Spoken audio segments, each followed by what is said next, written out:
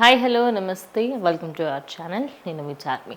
మరి ఇటు సినీ రంగానికి సంబంధించి ఎప్పటి నుంచో ఆయన హీరోగా కొనసాగుతూ రీసెంట్గానే ఇటు 10 సంవత్సరాల కిందట పవన్ కళ్యాణ్ అయితే పాలిటిక్స్లోకి వెళ్ళారు అనుకోవచ్చు. మరి అప్పటి నుంచి ఇప్పటి వరకు ఆయన జర్నీ అనేది ఒక మెమరబుల్ జర్నీ అని చెప్పుకోవచ్చు. అయితే ఈ మెమరబుల్ జర్నీకి సంబంధించి అదేవిధంగా ఆయన ఎప్పుడైతే గెలిచారో అప్పటికన్నా ముందు నుంచి కూడా ఆయనకి హోంశాఖ ఇవ్వాలి అని, అదేవిధంగా హోంశాఖ ఆయన తీసుకుంటే బాగుంటుందని కూడా చాలామంది అభిప్రాయపడ్డారు.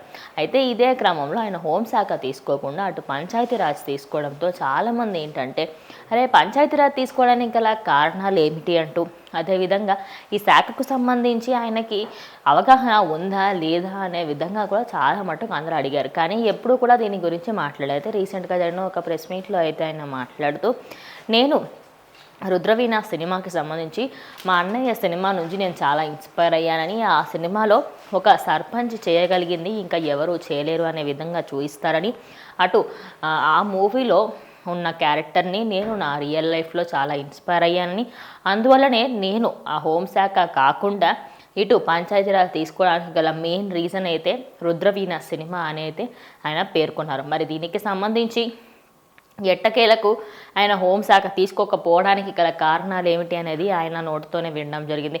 కానీ ఆయన హోంశాఖ తీసుకుని ఉంటే బాగుండేదని, ఏపీ రాష్ట్రంలో జరిగిన ప్రతి ఒక్క చిన్న విషయానికి సంబంధించి ఆయన దానిపైన ఛార్జీ తీసుకునే విధంగా ఉండేదని అటు నెటిజన్స్ అయితే ఫీల్ అవుతున్నారు. మరి మీ అభిప్రాయం ఏంటో కామెంట్ చేయండి.